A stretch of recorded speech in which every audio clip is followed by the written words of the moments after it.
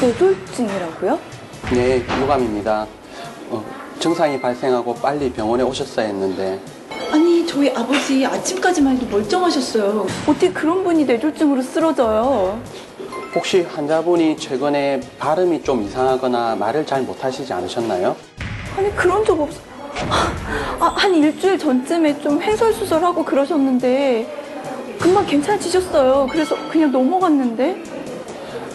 작은 뇌졸중이 왔었는데 놓치셨군요. 그 즉시 병원에 오셨어야 했는데. 그게 뇌졸중이었다고요? 멀쩡하던 사람이 갑자기 쓰러져서 말을 하거나 몸을 움직이는데 심각한 장애를 겪는 경우 주변에서 보셨을 겁니다. 흔히 중풍으로 알려진 뇌졸중 때문인데요. 뇌졸중 치료에서 가장 중요한 것은 가벼운 증상이라도 발생 즉시 병원으로 와야 한다는 점입니다. 증상이 가볍다고 그냥 넘겼다가는 반신불수, 언어장애, 통증으로 인해 삶의 질이 떨어지고 후유증으로 인해 사망에 이를 수도 있기 때문입니다. 오늘 건강플러스에서는 무심코 지나치기 쉬운 작은 뇌졸중 증상과 갑작스럽게 뇌졸중이 발병했을 때 대처하는 방법에 대해 자세히 알아보겠습니다. 전 세계적으로 암, 심장병과 함께 3대 사망 원인인 뇌졸중. 뇌졸중은 뇌에 혈액을 공급하는 혈관이 막히거나 터져서 해당 부위의 뇌가 손상되는 신경학적 증상을 말하는데요. 흔히들 중풍이라고 부르는 병입니다.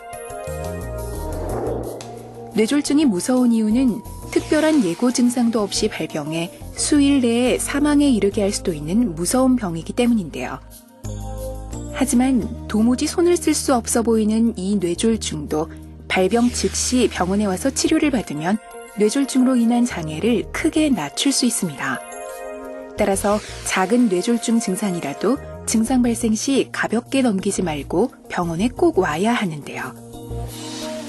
무심코 지나치기 쉬운 작은 뇌졸중 증상, 과연 어떤 것일까요? 첫째, 한쪽 방향의 얼굴, 팔다리 등에 마비가 오거나 힘이 빠지고 저리며 감각이 없습니다. 둘째, 발음이 부정확해집니다. 입술이 한쪽으로 돌아가거나 발음이 어눌해지며 상대방이 무슨 말을 하는지 알아들을 수가 없게 됩니다. 셋째, 다리에 힘이 빠져 중심 잡기가 힘들며 걸음을 걷기가 불편해집니다. 넷째, 시야가 흐려집니다. 갑자기 흐리게 보이거나 이중으로 보이는 등 시야가 흐려집니다. 다섯째, 어지러운 증상입니다. 뇌졸중을 겪은 사람들의 대표적인 증상으로 멀미를 하는 듯한 어지러운 증상을 느끼게 됩니다. 자신에게 이러한 증상들이 나타나면 작은 뇌졸중 증상이 아닌지 의심해 봐야 합니다.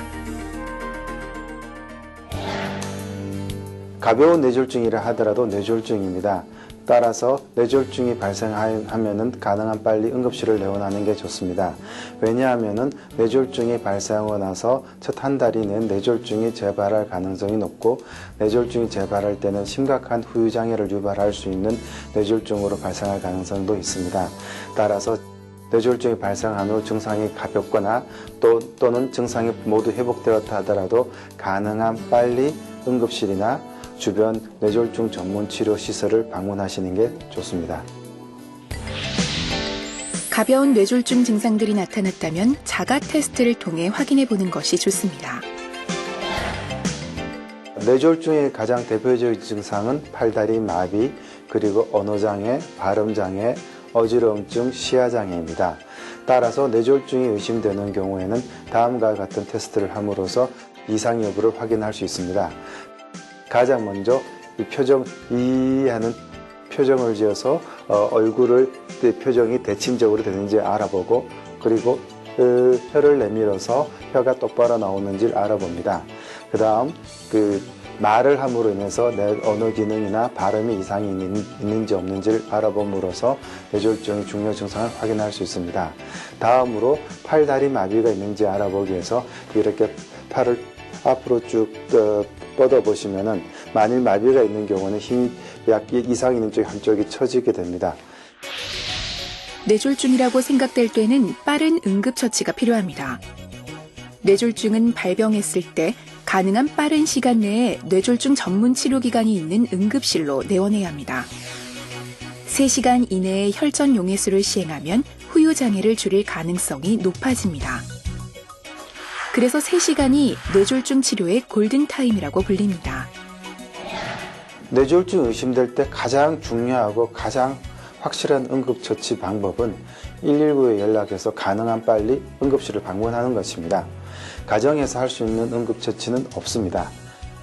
만일 환자가 토한다든지 아니면은 이상한 방향으로 넘어져서 관절이 손상이 있는 경우에는 편안한 자세로 눕히거나 아니면은 토한 구토물이 기도로 넘어가서 폐렴이 된다거나 그럼 호흡을 방해하지 않도록 몸을 옆으로 눕혀서 기도를 잘 유지시켜 주는 것이 가장 중요한 응급처치입니다. 지금 현재 뇌졸중이라고 하면은 흔히 시행되고 있는 민간요법에는 손을 딴다든지 아니면 우황청심환을 투여한다든지 그리고 사람을 깨운다고 마구 흔든다든지 이런 것들이 있습니다. 하지만 이런 행위들은 환자들에게 전혀 도움되지 않습니다. 삼킴 장애가 있을 수 있는 환자에게 우황청심환이나 약을 입으로 투여하는 것은 기도로 약물이 넘어가서 폐렴이나 그다음 호흡곤란을 유발할 수 있는 아주 위험한 처치입니다. 따라서 뇌졸중에서는 특별한 응급처치가 없습니다. 가능한 빨리 응급실을 방문하는 것입니다. 흡연은 뇌혈관 손상을 가속시키는 요인이기 때문에 뇌졸중을 예방하기 위해서는 염분과 콜레스테롤 섭취 그리고 금연을 해야 합니다.